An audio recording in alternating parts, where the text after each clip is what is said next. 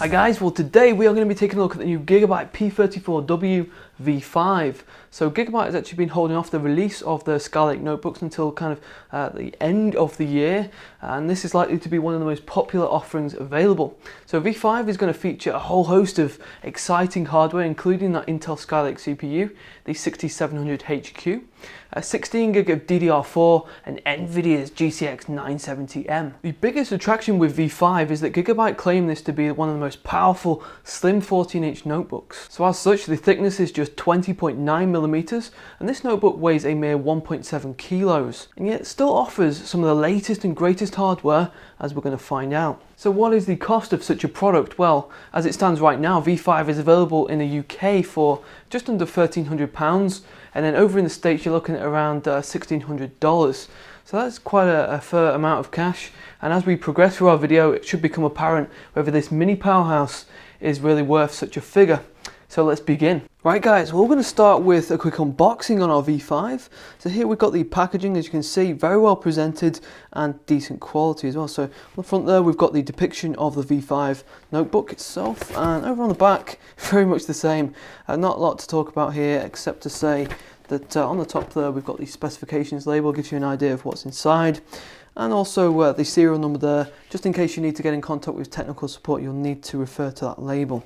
So if we just go inside, we've got some padding there, and the notebook arrives in a nice sleeve, fabric sleeve.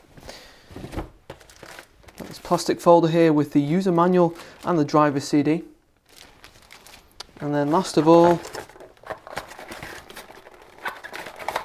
if we can get it out, we've got the battery charger. That is a slimline device, as you can see, quite nice and lightweight. Now it does take a 3-pin, as you can see there, and that is the wrong connector, wrong cable that they've sent us. Obviously this is a review sample, so we can kind of forgive them for that. So here is our P34W V5. Now this is a super sleek notebook which adopts a refined type of style. The concept is pretty simple. GIGABYTE are claiming that this is the world's most powerful slim 14-inch notebook. So not only is it V5 just 20.9mm thick, but it also weighs a mere 1.7 kilos, making it lightweight and an extremely portable gaming device that you can probably just slip into your bag if you are on the go. Now the actual dimensions for V5 are 340mm wide, 239mm in depth, and 20.9mm for the height or the thickness. Casting an eye over the lid of V5, there is very little to say really. There's no accents or concaves, just a sleek matte finish, which features the metallic GIGABYTE emblem. So for those of you who like that simplicity, V5 certainly ticks this box. So running down the left edge, we have allocation for a Kensington lock, a gigabit LAN port, a VGA port, so that will come in handy for legacy type usage or a projector, a USB 3 port which has the extra amps there for charging things like a smartphone, a USB 3.1 type C port, and then a single headphone and microphone jack, so for that you might need a splitter. And over on the other side we have another 2 USB 3 ports, an SD card reader, a HDMI 2 port, and the DC in port there to pair up with the charging unit. So that HDMI 2 port there is a really nice inclusion actually, because it allows us to output to 4K at 60 Hz. And so far as the ports and the functionality go, there are some excellent features here that V5 offers, and they're sure to come in handy for a vast majority of users out there. If we have a look at the front there, we have a series of LED indicators in the centre, giving you an idea of things like battery status, wireless and Bluetooth, etc. We also have those 2 1.5 watt stereo speakers, and those work in conjunction with Dolby Digital Plus home theatre. Flipping V5 over, we have 4 rubber feet to provide a bit of stability on smooth surfaces, and there are quite a few areas also marked out for ventilation. Now in the centre there we have the serial number, which is going to be important if you need to contact tech support. And the great thing about this notebook is that you can detach this back panel here and perform upgrades without voiding your warranty like other brands. And the panel here in the centre has actually been designed to make memory upgrades really easy. Now while we have the notebook on its reverse, it'd be an ideal opportunity for us to detach that back cover.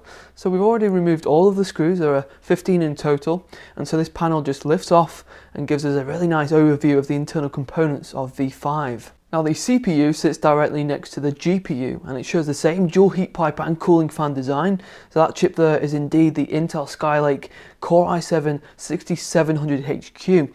So this is a quad-core processor and it has a base clock of 2.6 and it turbo boosts up to 3.5 GHz. And as I mentioned, that graphics unit sits immediately next to that CPU and is NVIDIA's GTX 970M. Now if you watch our videos regularly, you'll know that the GTX 970M offers excellent 3D performance, as we're going to see a bit later in our benchmarks. And that graphics unit comes with 3 GB of GDDR5. Now just like the CPU, that GPU makes use of that dual copper heat pipe cooling solution, which is tied into 2 cooling fans and which expel the heat out of the back end through those vents. Below both of these components we have the system memory, which is crucial branded, and since we're dealing with Intel's 6th generation of CPU, we have DDR4. So there are 2 sticks here of 8 GB, giving us 16 GB, and that is rated at 2133 MHz. Now for the storage allocation, the primary drive there features a 128 GB NVMe PCI Express SSD. So that drive there is the Samsung 951M.2, as we're going to find out later is capable of blistering read and write transfer rates. And as such it does get pretty hot, which is why Gigabyte has placed that thermal pad over the top of it. That is the primary drive there, that is the one with the operating system on it. And the secondary drive is a 1TB 2.5-inch mechanical drive, which operates at 5400 RPM. So that will come in handy for the bulk of your storage. Now the battery is a permanent fixture inside V5, so if it does fail you're going to need to go through the warranty and the tech support system. So it's obviously not as preferred as a unit which is perhaps interchangeable. But anyway, this is a Lipolymer 4030 mAh and is 61.25 watt hours, giving you around 3 to 4 hours if you're doing something quite intensive, and then around 6 to 7 hours if your system is pretty much idle. Okay, so if we open up V5, we have that 14-inch display, which is an IPS LCD, and it offers up to 2560 by 1440. Now in the past we reviewed quite a few different models with 4K displays, and mobile gaming units can kind of struggle in games once you do apply those high detail presets at ultra high resolutions. But later on we're going to see how that 960M and that 3K display respond.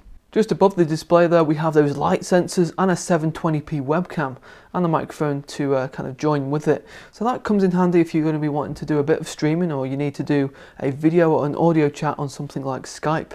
Just above the keyboard we have the power button in the very centre there, and the keyboard is LED backlit. Now there are 3 different modes available. There's off, low brightness and high brightness. And so our keyboard follows a QWERTY design, with the WASD keys being in the bold typography, showing a bit of emphasis there on V5's Vortez. And so although this keyboard does stick to the QWERTY format, with such tight dimensions there are bound to be a few modifications, such as the page up, page down combo key.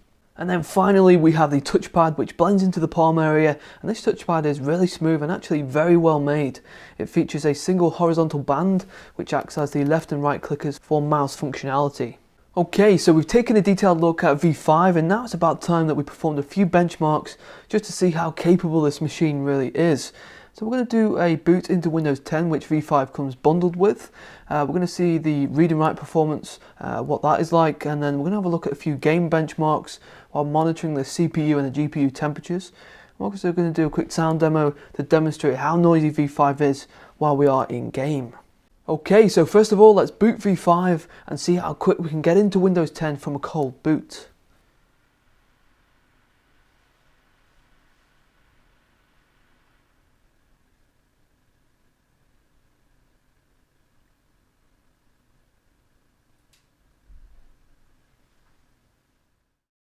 Right guys, well next we've got Crystal Disk Mark Test, and we're going to be taking that primary drive, that's the M.2 NVMe, just for a quick benchmark test, just to see what the sequential read and write performance is like. Okay, and there are the results. As you can see, far more beneficial than using a SATA SSD. Right guys, well we're now going to do some game benchmarks, and just while we do so we're going to have GPU-Z running in the background. That is going to be reporting back on the GPU temperature, the maximum reading for that, and then we're also going to be using real temp to report back on the CPU temperature. So first of all we're going to go for Dirt Rally. Now this was released just last week, so this is fresh onto the market and is a really good game to kind of show the 3D performance of that GTX 970M. we'll go ahead.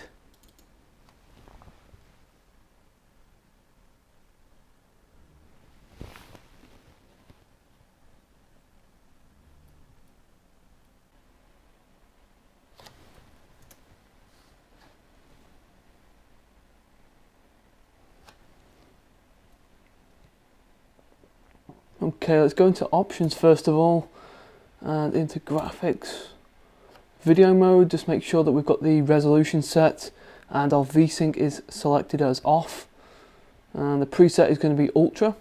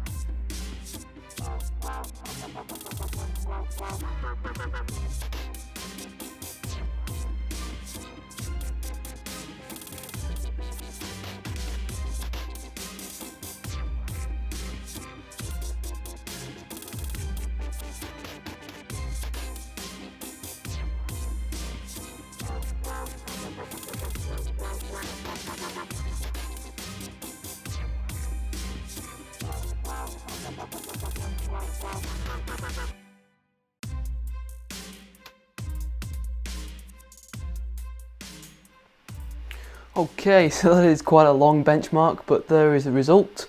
We've got an average of 40.72, and the maximum was 49.5. So not bad at all, considering this is a 3K resolution. That is quite a decent performance recording there. If we just go back and just going to show you the temperatures. Let's come out of this. And there is the temperature recording. The GPU is kind of maxing out at 85, that is quite toasty. And then for the CPU, similar sort of thing, we're looking at 88, 91, 84 and 89.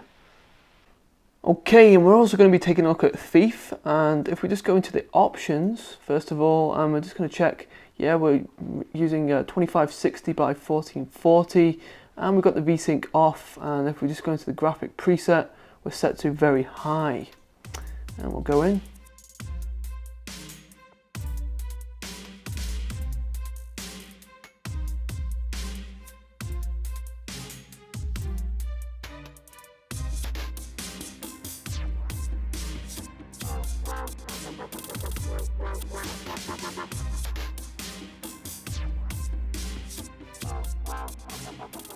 Okay, and there is our result. You see the average there, 32.4.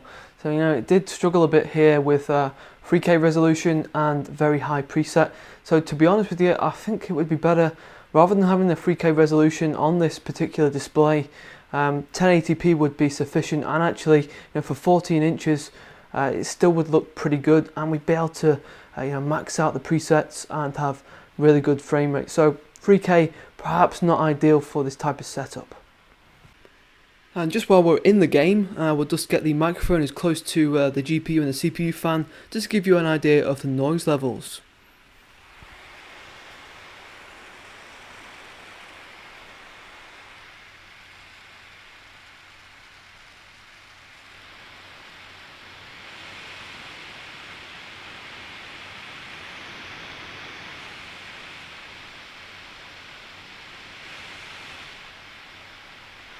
So as you can kind of pick up there, it is pretty noisy. Okay, well that is the new GIGABYTE P34W V5. So as you've seen, although it is thin, lightweight and 14 inches, you're still getting quite a lot of hardware inside there. Typically something which is of a similar type of footprint would usually have various compromises, but V5 kind of shies away from that. Then we've got that quad-core Intel Core i7 6700 HQ processor, the 16 gig of DDR4, the GTX 970M, and of course that M.2 NVMe drive. The list goes on and on. But aside from the internals, this is actually the very first time that we've taken a look at a Gigabyte notebook and reviewed it. We have to say the build quality is exceptional. And although we've got quite a refined nondescript type of theme going on, the feel of this unit is definitely something which kind of stood out from the very start for me. So guys, if you're after the full benchmark suite, then please head over to the full review, which is going to be on the screen and in the description. We've only shown a small selection of benchmarks in this video, as it's quite difficult to demonstrate it over video. So thanks for watching today, guys. If you did enjoy this content, then please give it a thumbs up, and if you could please continue to support the channel by subscribing, we'd appreciate that, and I'll see you guys in the next video.